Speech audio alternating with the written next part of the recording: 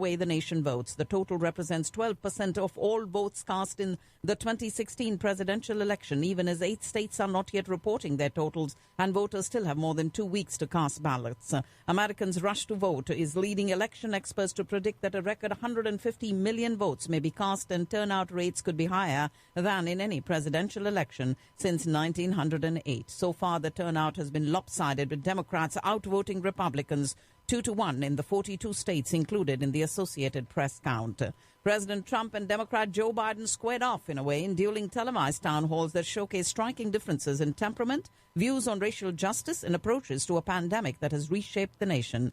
Coming just 2.5 weeks before Election Day, the events last night offered crystallizing contrasts and a national, if divided, audience, but it seemed unlikely to have produced a needed moment for a president running out of time or opportunities to appeal beyond his core base. He was defensive about his administration's handling of the coronavirus, which has claimed more than 217,000 lives in the United States, and evasive when pressed about whether he took a required COVID-19 test before his first debate with Biden. Angry and combative, Trump refused to denounce the QAnon conspiracy group and only testily did so regarding white supremacists. Each candidate played to type. Biden put in a more workmanlike performance, steady, low-key, sometimes meandering. Trump was his usual combative self, occasionally to his own detriment, but hard to turn away from. In the end, nothing happened that's likely to change the race. So, advantage Biden. President Trump insisted during last night's town hall event on NBC that he does not owe Russia money. At the same time, however, he declined to release definitive information about his financial situation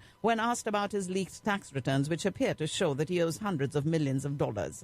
Controversial Trump administration policies on the census, asylum seekers, and the border wall, held illegal by lower courts, are on the Supreme Court's agenda today.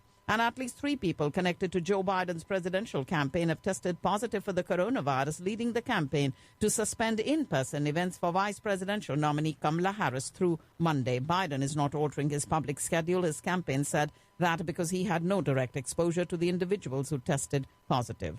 The arrest of more than a dozen right-wing extremists who are accused of targeting the governors of Michigan and Virginia is only the latest example of threats of violence, in some cases egged on by President Trump, that loom over the final weeks of a historically divisive race. President Trump said that the lockdowns imposed by various states across the country to curb the corona cases were, and I quote, unconstitutional.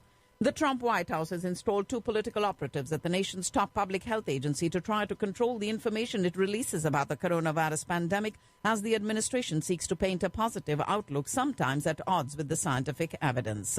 U.S. cases have surpassed 8 million yesterday, rising by 1 million in less than a month as another surge hits the nation hard at the onset of cooler weather. The United States reported 60,000 new infections the day before yesterday, the highest daily increase since the 14th of August, with rising cases in every region. Dallas County Judge Clay Jenkins has increased the county's coronavirus threat level from orange to red. The change means health officials want people to avoid leaving home except for necessary trips. Federal prosecutors say an investigation by the Drug Enforcement Administration has resulted in the breakup of a drug ring that sold crystal meth out of a clothing store in Fort Worth. Operation Ice Tank resulted in 30 indictments. And former Mexican Defense Secretary, who led the country's army for 6 years under ex-President Enrique Peña Nieto, has been arrested on drug trafficking and money laundering charges at the Los Angeles International Airport. Lebanon's president has told a visiting U.S. official today that his country heavily relies on Washington's mediation regarding a disputed maritime border with Israel and hopes the United States can help the sides overcome difficulties they may face.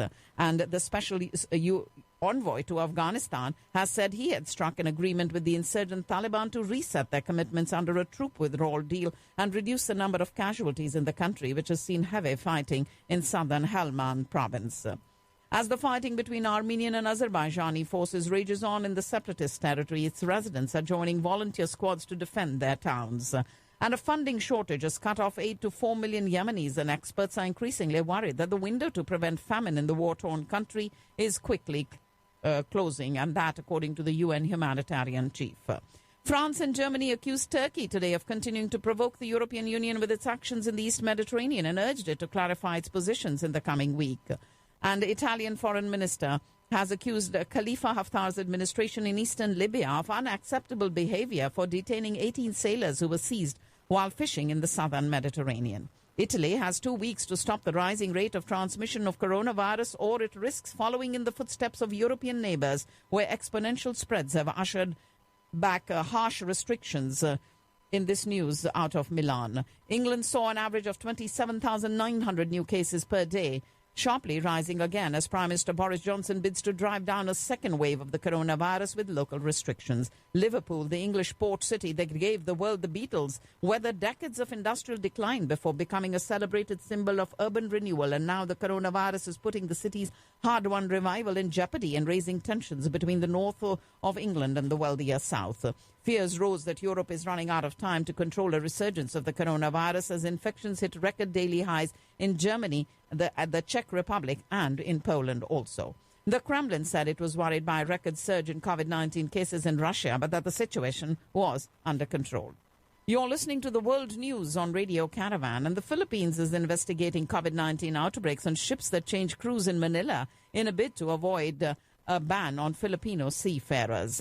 Thailand's Prime Minister rejected calls for his resignation today as his government stepped up efforts to stop student-led protests from rallying in the capital for a second day in defiance of a strict state of emergency. Thailand's government has banned gatherings of more than 5 people in the face of 3 months of escalating demonstrations that have targeted King Maha Vajiralongkorn as well as Prime Minister Prayut Chan-o-cha. Japan's new leader will aim to beef up security ties when he visits Vietnam and Indonesia next week amid concerns about Beijing's growing assertiveness, but he's likely to steer clear of the harsh anti-China rhetoric used by U.S. counterparts. China denied it had taken 2 Canadian men hostage and repeated a call for the release of Huawei Technologies executive held in Canada, who faces extradition to the United States amid a long-running diplomatic dispute. A top Chinese diplomat has warned Canada against granting asylum to Hong Kong democracy protesters, adding that doing so could jeopardize the health and safety of Canadians living in the southern Chinese financial hub.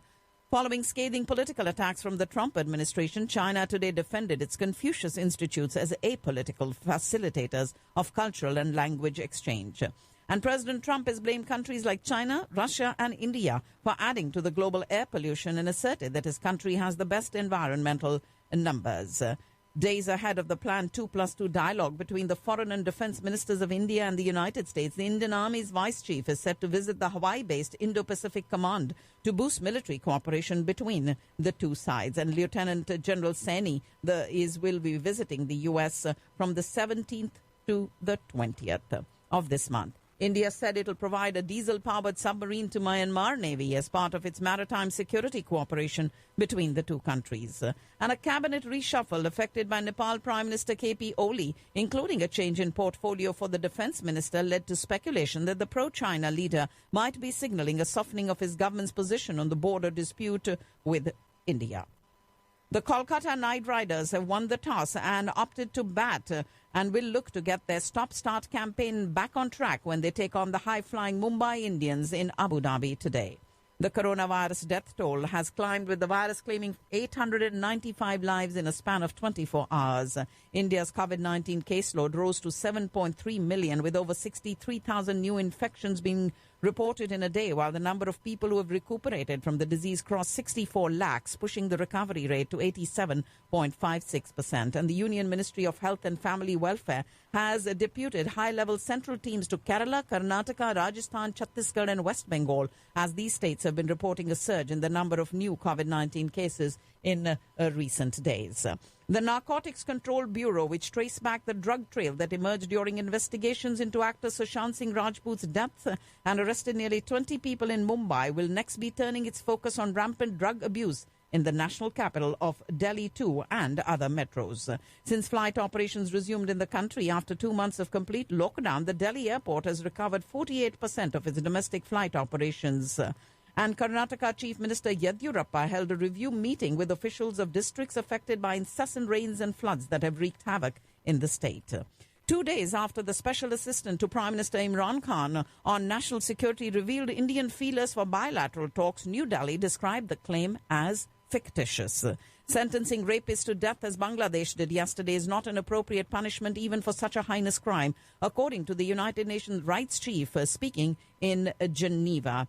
And she highlighted calls in Pakistan for public hanging and a law introduced in the northwestern Nigerian state last month imposing surgical castration followed by execution in rape cases. And Jamiat Ulema Islam chief Maulana Fazlur Rahman has said today that the opposition was committed to restoring the sanctity of the people's vote as the opposition under the banner of PDM, the Pakistan Democratic Movement, made its way to Gujranwala for the first rally of its anti-government campaign. And protests against the murder of religious scholar Maulana Dr. Adil Khan will be held in several areas.